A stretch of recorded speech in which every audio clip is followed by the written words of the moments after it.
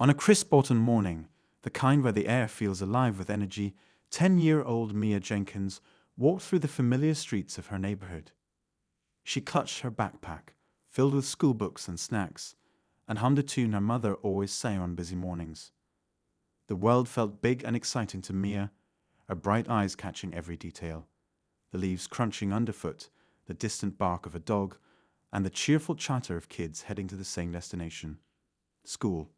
But today, the energy in the air wasn't the usual kind. It was charged with something different, something Mia couldn't yet see, but would soon feel. As Mia rounded the corner near the local park, she noticed a police car idling on the curb. The officer inside was Officer Brad Wilkes, a man known in the community for his sharp tone and harsher judgments. To some, he was just a strict enforcer of the law. To others, especially those in neighborhoods like Mia's, he represented a darker side of authority, a side that carried suspicion instead of protection. Today, Brad's stern eyes scanned the street like a hawk searching for prey. Mia, lost in her thoughts, didn't pay much attention to the car. She wasn't doing anything wrong. She was just a little girl on her way to school. But as she passed the park gate, something caught Officer Wilkes' attention. A misplaced piece of candy wrapper drifted from Mia's pocket and fluttered to the ground. It wasn't intentional. She didn't even notice it. But for Brad, it was enough.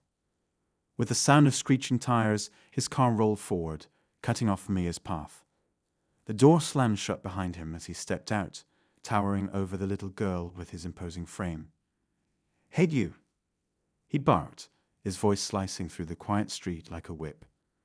Startled, Mia froze, clutching her backpack tighter.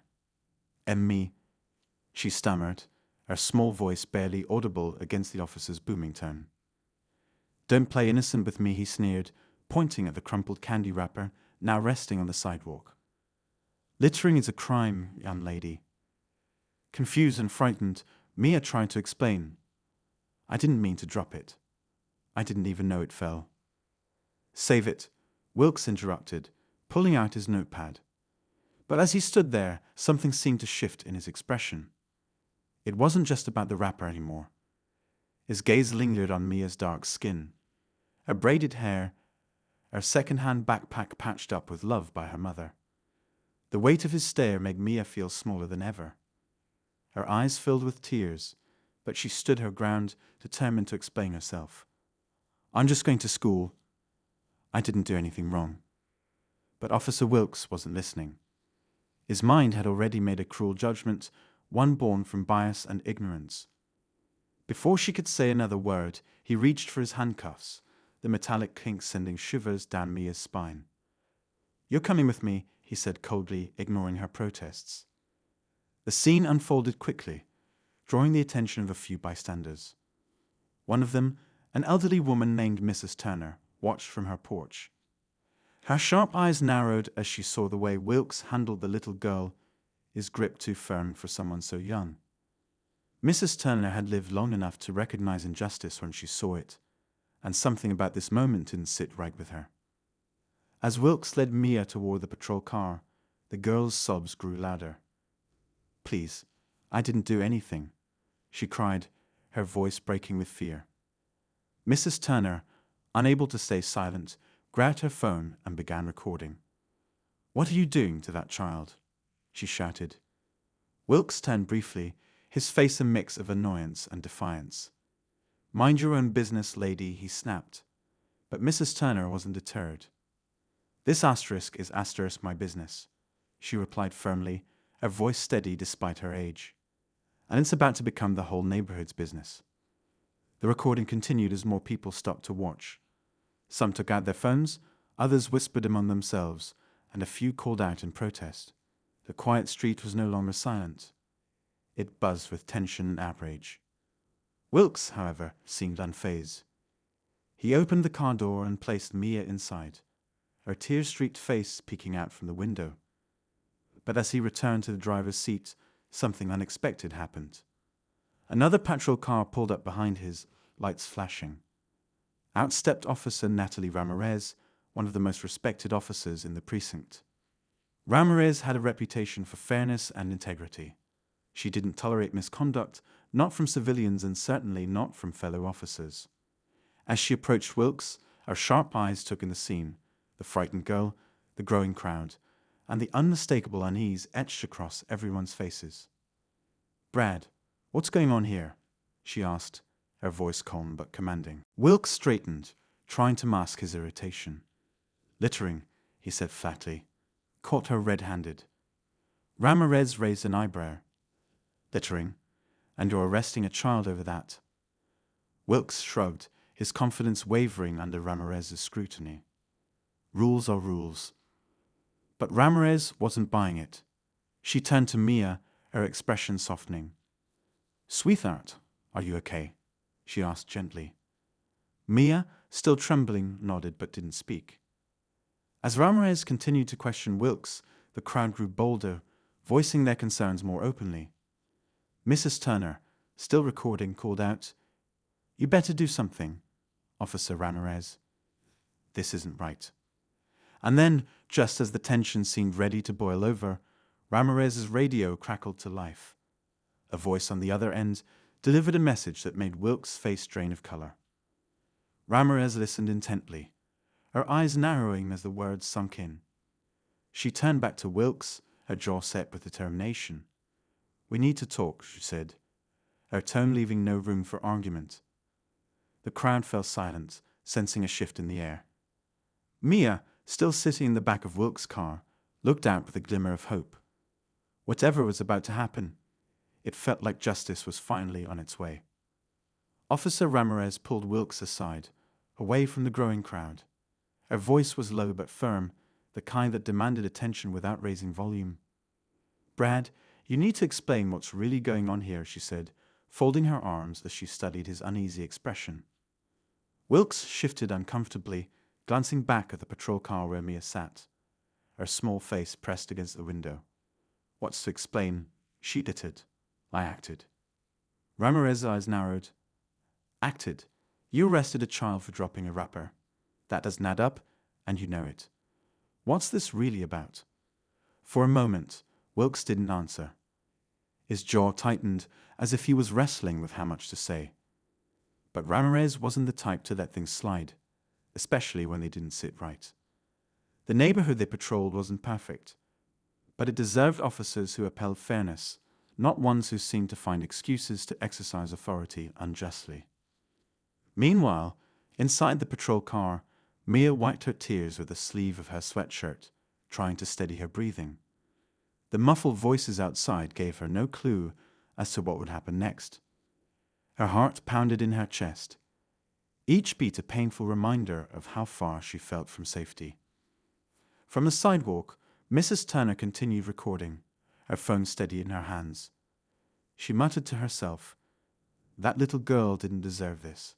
She knew the video might be her only way to hold Wilkes accountable, and she wasn't about to let the moment pass unnoticed. Others in the crowd murmured in agreement, their frustration building with each passing second. As Ramirez pressed Wilkes for answers, the radio on her shoulder crackled again. Another officer's voice came through, this time with urgency. "Unit 7, we've got a situation at the precinct. Need Ramirez and Wilkes back here immediately." Ramirez frowned, her instincts telling her that the timing was more than a coincidence. She glanced back at Mia and then at Wilkes. "Whatever's happening, it can wait. We need to handle this first." But Wilkes, clearly eager to escape the scrutiny, latched onto the distraction. "If we're needed," he said, starting toward the driver's seat. Ramirez stepped in front of him, blocking his path. "Not until we clear this up," she said, her voice like steel. Wilkes' frustration bubbled over. "Natalie, for crying out loud. This is a waste of time. Let's just get back to the station." The crowd, sensing the tension between the two officers, grew quieter. People leaned in, straining to catch every word. And then Ramirez said something that stopped Wilkes in his tracks. "You think the precinct doesn't already know? You think this won't follow you back there? Brad, this isn't just about what you did. It's about what it says about asterisk, you asterisk." Her words hung in the air, heavy with implication. Wilkes opened his mouth to respond, but before he could, Mrs. Turner stepped forward, her phone still recording. "Officer Ramirez," she called out, her voice clear and unwavering. "We all saw what happened here. That girl did nothing to deserve this." Ramirez turned to Mrs. Turner, giving her a small nod of acknowledgement. "Thank you, ma'am," she said. "I promise you, this won't be ignored." Wilkes glared at Mrs. Turner, his frustration now tinged with a flicker of something else, fear. He knew that once a video like this got out, there'd be no controlling the narrative. Inside the patrol car, Mia's mind raced. She thought about her mom, probably wondering why she hadn't called to say she'd made it to school. She thought about her teacher, who always told her to stand up for what's right, even when it's hard. And she thought about the officer with a kind voice, the one who seemed to believe her. As Ramirez moved closer to the patrol car, she opened the door and crouched down to Mia's eye level. "Sweetheart," she said gently, "can you tell me what happened?" Mia hesitated, her eyes darting toward Wilkes. Ramirez noticed and added, "Don't worry about him. Just tell me the truth." Taking a shaky breath, Mia began to speak. "I didn't mean to drop it," she said, her voice barely above a whisper. "I didn't even know it fell out of my pocket." Ramirez nodded, her expression soft but serious. "Okay. And before this, did you talk to Officer Wilkes? Did anything happen?" Mia shook her head. "No. I was just walking to school." Hearing this, Ramirez stood and turned to Wilkes, her patience clearly wearing thin. "Brad, we need to let her go. Now." Wilkes crossed his arms. "And what about the littering? You just want to let that slide?" "Yes," Ramirez said without hesitation, "because this isn't about littering, and you know it." The crowd murmured in agreement, their voices growing louder. "Let her go?" someone shouted, and others quickly joined in. Wilkes, realizing he was losing control of the situation, clenched his fists. He looked at Ramirez, then at the crowd, and finally at Mrs. Turner, who hadn't stopped recording. Before he could say another word, Ramirez made the decision for him. She reached into the patrol car, unbuckled Mia's seatbelt, and helped her out. "You're free to go, Mia," she said, her voice steady but kind. Mia hesitated for a moment, as if she couldn't believe it was really happening. Then, with a small nod, she clutched her backpack and stepped away from the car. The crowd cheered, their relief palpable. But the moment of triumph was short-lived. Ramirez's radio crackled again, this time with a different voice. "Ramirez, Wilkes, you're needed back at the station now. This is urgent." Ramirez sighed, her frustration evident. "Understood," she replied. She turned to Mia and said, "Go straight to school, okay? And tell your mom to call me if you need anything." Mia nodded, her eyes wide with gratitude. "Thank you," she whispered before hurrying off, her small figure disappearing down the street. As Ramirez and Wilkes returned to their cars, the tension between them was palpable. Wilkes' jaw was set, his frustration bubbling beneath the surface. Ramirez, on the other hand, was already thinking about what awaited them at the station. What neither of them realized was that the events of the morning were just the beginning. Back at the precinct, a storm was brewing, one that would bring every decision, every action, and every motive into question.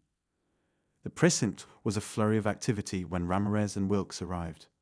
Officers moved briskly through the halls, some carrying folders stuffed with documents, others speaking in hushed, urgent tones into their radios. There was an undercurrent of tension, a sense that something significant was unfolding, though Ramirez couldn't yet put her finger on it. Wilkes, meanwhile, walked stiffly beside her, his usual bravado dimmed by the weight of what had just happened on the street. As they stepped into the main office, Captain Harris was waiting for them. Harris was a no-nonsense leader, respected for his even-handedness, but feared for his ability to cut through excuses like a hot knife through butter. He looked at Wilkes first, his expression unreadable, then turned his sharp gaze on Ramirez. "In my office. Both of you?" Harris said without preamble, his tone leaving no room for argument. Ramirez exchanged a quick glance with Wilkes before following Harris into the cramped room. The captain closed the door behind them, cutting off the din of the precinct. He gestured for them to sit but remained standing, his presence looming over the desk like a shadow. "I just got off the phone with the mayor's office," Harris began, his voice low but laced with intensity. "Seems there's already a video making the rounds online. A video of you, Wilkes, arresting a child for littering." Wilkes shifted uncomfortably in his chair. "It's not what it looks like." "Spare me," Harris cut him off, holding up a hand. "I watched the video. You think I don't know what it looks like? The community is outraged, and frankly so am I. This precinct is supposed to be about justice, about serving and protecting. What you did out there makes us look like bullies with badges." Wilkes opened his mouth to defend himself, but Harris wasn't done. He turned to Ramirez. "Natalie, I'm putting you in charge of this investigation. I want a full report on what happened this morning. Every detail." Ramirez nodded, her expression serious. "Understood, Captain."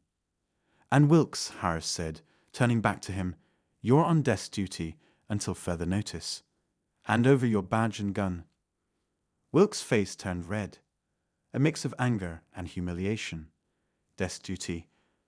You're seriously sidelining me over a littering charge." Harris leaned forward, his voice dropping to a dangerous level. "This isn't just about the charge. This is about how you treat the people you're supposed to serve. Now hand them over." Reluctantly, Wilkes unfastened his badge and placed it on the desk, followed by his gun. The metallic clink of the weapon landing on the wood seemed to echo in the small office. As Wilkes stormed out, slamming the door behind him, Harris let out a heavy sigh. He sat down, rubbing his temples. "Natalie, I need you to handle this carefully. The department can't afford another scandal." Ramirez nodded again. "I'll start right away." When she left the office, Ramirez felt the weight of responsibility settle on her shoulders. She knew this investigation would be anything but straightforward. Wilkes' actions were just the tip of the iceberg. The video might have exposed his behavior, but they'd also shone a light on deeper issues within the department and the community it served. Ramirez decided to start by talking to Mia's family. She wanted to hear their side of the story firsthand. After making a few calls, she learned that Mia had made it to school safely, but was still shaken from the incident. Her mother, Sharon Jenkins, was at home, waiting anxiously for answers. When Ramirez arrived at the modest apartment, Sharon greeted her at the door. Her eyes were red, evidence of the tears she'd shed since Mia had called her earlier that morning. Despite her exhaustion, Sharon's voice was steady as she invited Ramirez inside. "Officer Ramirez," Sharon said, sitting down at the small kitchen table, "I appreciate you coming, but I need to know. Why did that man do this to my daughter? She's just a little girl. She's never been in trouble a day in her life." Ramirez took a seat across from her, folding her hands on the table. "Mrs. Jenkins, I can't fully explain what happened yet, but I promise you I'm looking into it. Mia didn't do anything wrong, and I'll make sure the truth comes out." Sharon nodded, though her worry didn't ease. "Mia hasn't stopped talking about it. She keeps asking if the police are going to come for her again. She's scared, officer. I don't know how to make her feel safe." The words hit Ramirez like a punch to the gut. She had joined the force to make a difference, to protect people like Mia and families like the Jenkinses. Hearing how the morning's events had shaken them only deepened her resolve to uncover the truth. As she left the Jenkins apartment, Ramirez's mind raced. She needed to review Wilkes' record, to see if there were other complaints or incidents that pointed to a pattern of behavior. She also needed to speak with Mrs. Turner, whose video had sparked the investigation. Back at the precinct, Ramirez sat at her desk and began combing through files. What she found didn't surprise her, but still made her stomach churn. Wilkes had several complaints against him, most of which had been dismissed without thorough investigation. The complaints painted a picture of an officer quick to judge and slow to listen, especially in neighborhoods like Mia's. As Ramirez dug deeper, she discovered something else. Wilkes had recently been passed over for a promotion. The officer who got the position instead. Ramirez herself. The connection sent a chill down her spine. Could Wilkes' actions that morning have been fueled by resentment, not just bias? And if so, what did that mean for the department as a whole? The weight of the questions bore down on her, but Ramirez knew one thing for certain. She couldn't let this case become another statistic, another story swept under the rug. The community was watching, and so was she. As Ramirez sifted through Wilkes' file, the pattern became undeniable.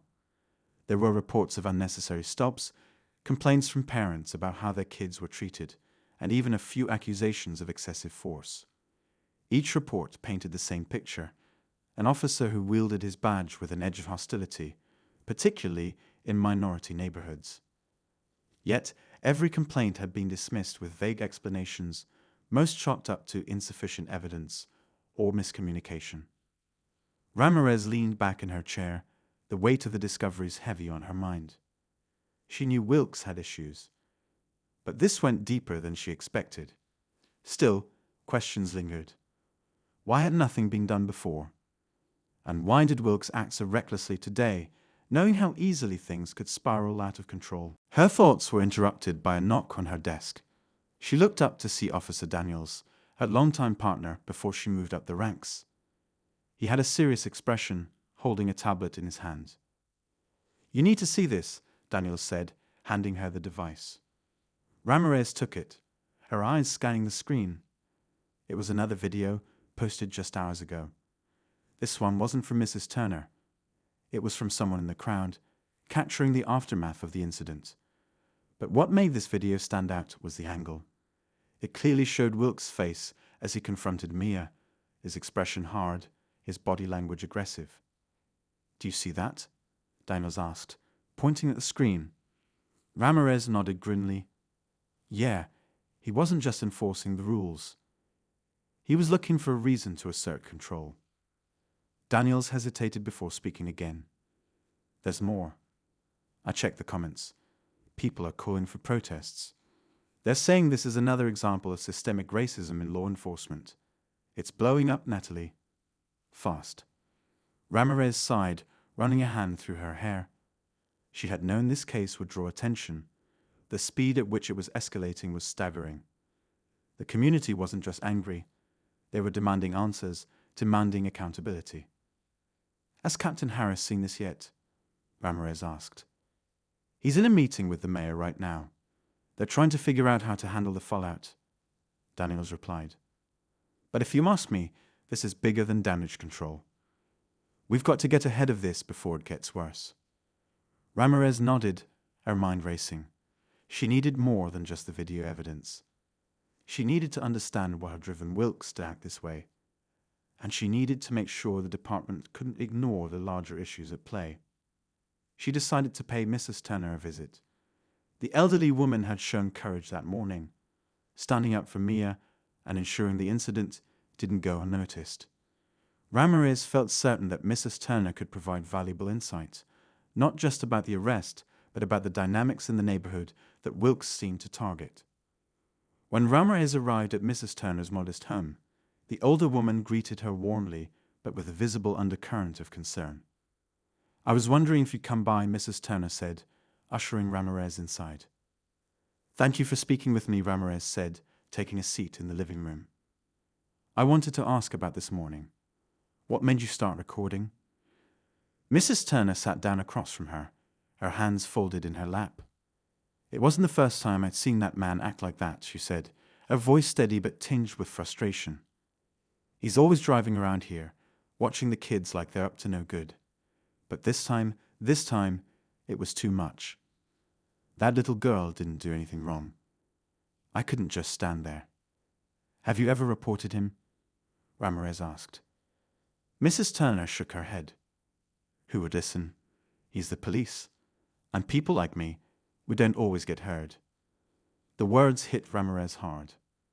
She knew they were true, but hearing them from someone who had lived through it made them feel even heavier. "Mrs. Turner, your video might make all the difference," Ramirez said. "But I need to ask, have you noticed anything unusual about Wilkes recently? Any changes in his behavior?" The older woman thought for a moment.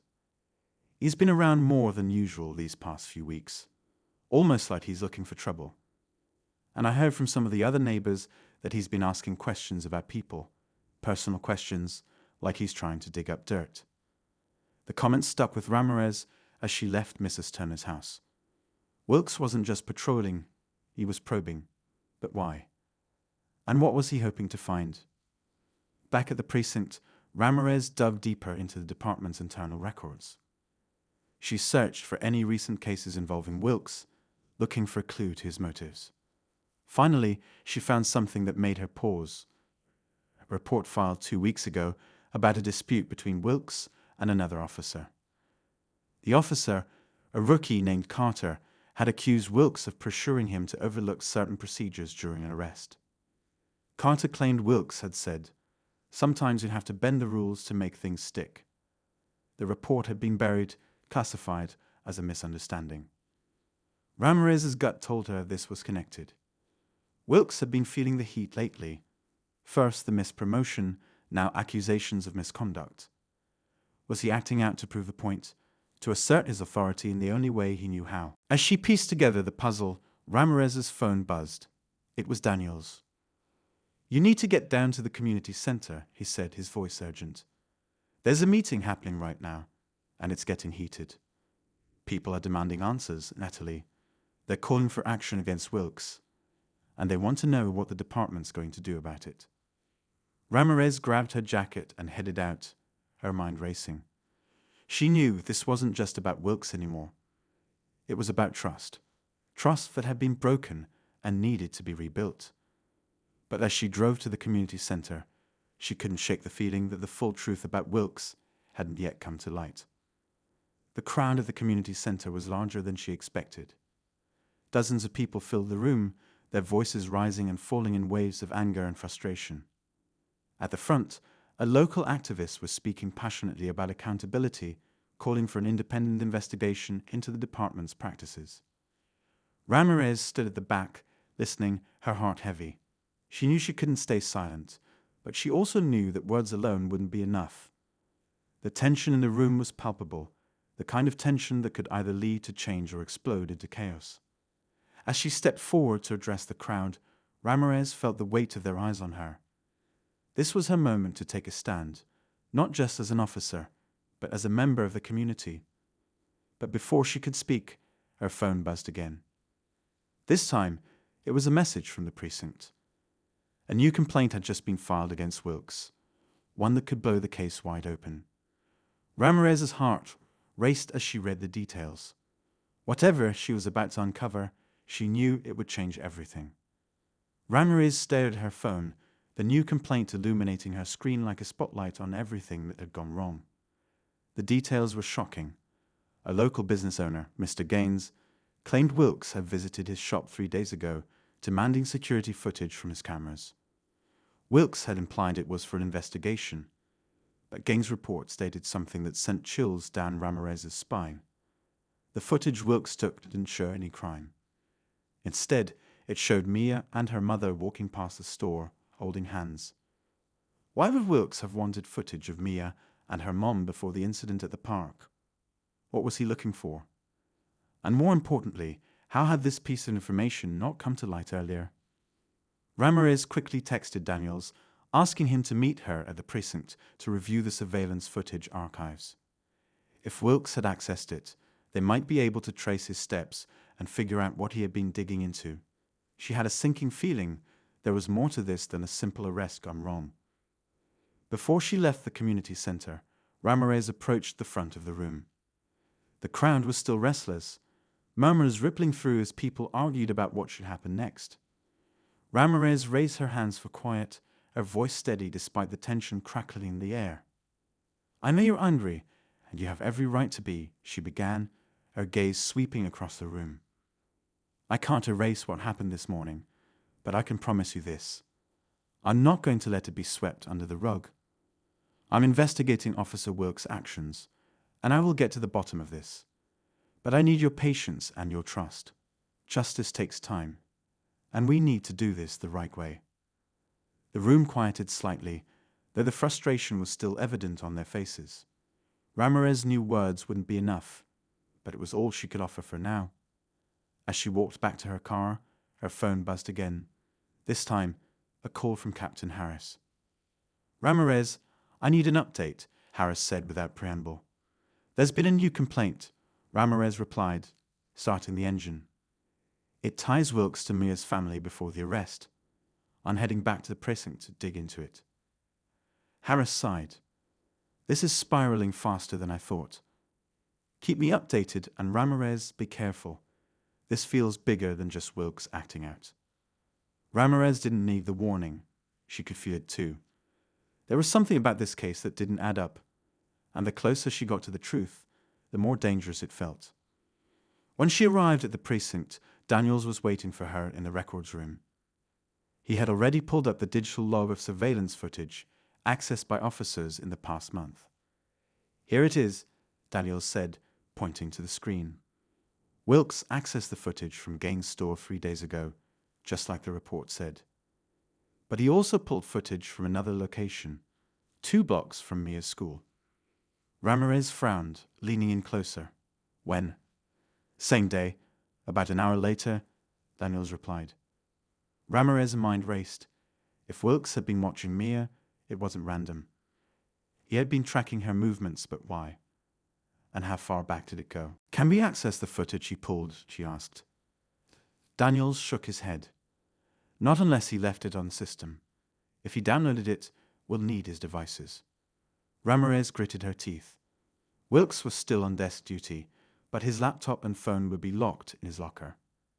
She would need approval from Harris to access them. As Daniels continued combing through the records, Ramirez's phone buzzed yet again. This time, it was Sharon Jenkins. "Officer Ramirez," Sharon said, her voice shaky, "something's wrong. There's a man parked outside my apartment. He's been sitting there for hours watching us." Ramirez's heart skipped a beat. "Stay inside, lock your doors, and don't answer for anyone but me or another officer. I'm coming right now." Sharon's fear confirmed what Ramirez had been dreading. Mia's family wasn't just involved by chance. Someone had a reason to keep tabs on them, and Wilkes was connected. Rushing back to the Jenkins apartment, Ramirez couldn't shake the feeling that she was running out of time.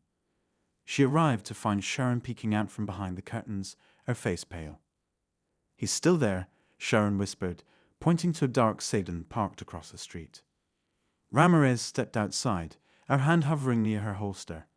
As she approached the car, the driver started the engine and pulled away. Ramirez caught a glimpse of the driver, a man in his late 40s, wearing sunglasses and a cap. She memorized the license plate and called it in, but she had a sinking feeling the car wouldn't be registered to anyone connected to Wilkes. Back inside, Ramirez tried to reassure Sharon, but she couldn't ignore the implications. Someone was watching Mia's family, and Wilkes might not be the only one involved. Later that night, back at the precinct, the license plate results confirmed her suspicion. The car was registered under a fake name.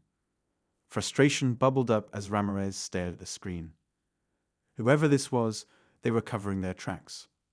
Just as she was about to head home, Daniels came rushing in, holding a folder. "You're not going to believe this," he said, dropping it on her desk. Inside was a copy of an old case file. A burglary Wilkes had investigated years ago. The suspect, Sharon Jenkins' brother, who had been arrested but later acquitted due to lack of evidence. Ramirez felt her pulse quicken. This wasn't random. Wilkes had a history with the family, and it was personal. But what did it have to do with Mia? The pieces were starting to come together, but the picture they formed was more disturbing than Ramirez had anticipated. Whatever Wilkes was involved in, it was bigger than a single arrest. And as she stared at the file, she realized she was only scratching the surface. The next morning, Ramirez arrived at the precinct with a determination that left little room for hesitation. She had spent the night piecing together everything she knew about Wilkes, the Jenkins family, and the unsettling patterns that tied them together. Her mind was sharp, but the knot of unease in her stomach wouldn't go away. She had called for an emergency meeting with Captain Harris and Daniels, determined to get to the bottom of the case before anyone else got hurt. Wilkes has been targeting the Jenkins family for years, Ramirez began, laying out the evidence she had compiled. It started with the arrest of Sharon's brother, but it didn't stop there. He's been surveilling them, using department resources to pull footage and keep tabs on their movements. And now, someone else is involved, someone who's watching them outside their home. Harris listened intently, his expression unreadable. Do you have proof this is personal? Ramirez nodded, pulling out the file on Sharon's brother. This case. Wilkes pushed hard for conviction, even when the evidence didn't hold up. He thought Sharon's brother was guilty, and he's been harboring a grudge ever since. Daniels chimed in, and let's not forget the surveillance footage. Why else would he be tracking Mia and her mother unless he was trying to build some kind of case against them? Harris sighed heavily. We can't ignore this any longer. I'll authorize a search of Wilkes' locker and devices. If he's hiding anything, we'll find it. The search yielded results almost immediately. Inside Wilkes' locker, they found a hidden flash drive containing several video files and personal notes. The videos included more surveillance footage of Mia, her mother, and even Mrs. Turner, documenting their routines and interactions. But it was the notes that were most chilling. Wilkes had written detailed observations, often laced with paranoia, about the Jenkins family. He seemed convinced they were involved in illegal activities, despite no evidence to support his claims. Ramirez's heart sank as she read through the notes. Wilkes wasn't just acting out of malice. He genuinely believed he was uncovering a conspiracy. His obsession had clouded his judgment, leading him to cross every ethical and legal line in the book. Just as Ramirez and Daniels were reviewing the evidence, a call came in from dispatch. There had been a break-in at the Jenkins apartment. Ramirez didn't wait for backup. She grabbed her keys and raced to the scene, with Daniels close behind. When they arrived, the door was ajar, and Sharon was standing the whole way, clutching Mia protectively. She looked terrified but unharmed. He was here, Sharon said, her voice trembling. The man in the car. He broke in, but when he saw me on the phone, he ran. Ramirez entered cautiously, scanning the apartment for any signs of the intruder. In the living room, she found a folder left on the coffee table. Inside were more photographs of Mia and her mother, along with a note that read, "Asterisk, this isn't over asterisk." Back at the precinct, the intensity of the case reached its peak. With the evidence piling up, Wilkes was brought in for questioning. He denied everything at first, but when confronted with the flash drive and the folder from the apartment, his composure cracked.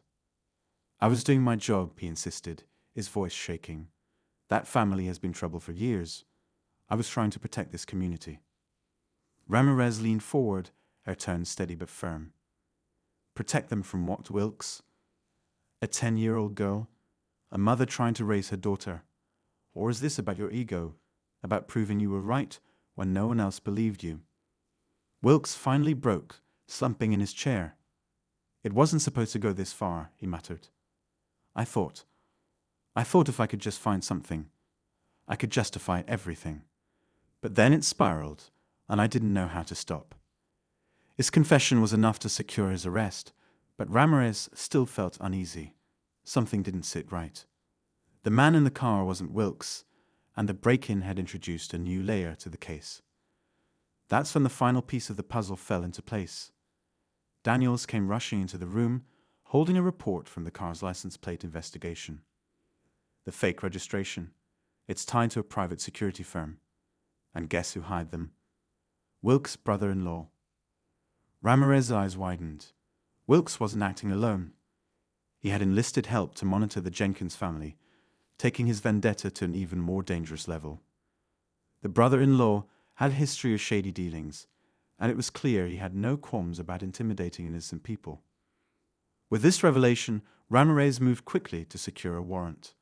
The brother-in-law was arrested later that day, and his connection to the private security firm revealed a disturbing plot. He had been helping Wilkes gather false evidence to frame the Jenkins family, hoping to create a narrative that would validate Wilkes' obsession. As the dust settled, Ramirez reflected on the case. Wilkes and his accomplice were facing serious charges, and the Jenkins family was finally safe. But the scars of the ordeal would linger, a painful reminder of how easily power could be abused. Before leaving the precinct that night, Ramirez made a decision. She would push for systemic changes within the department, ensuring accountability and transparency. This case was a wake-up call, not just for her, but for everyone who had sworn to protect and serve. As she stepped out into the cool night air, Ramirez felt a sense of closure, but also a renewed sense of purpose. Justice had been served, but the fight for fairness was far from over.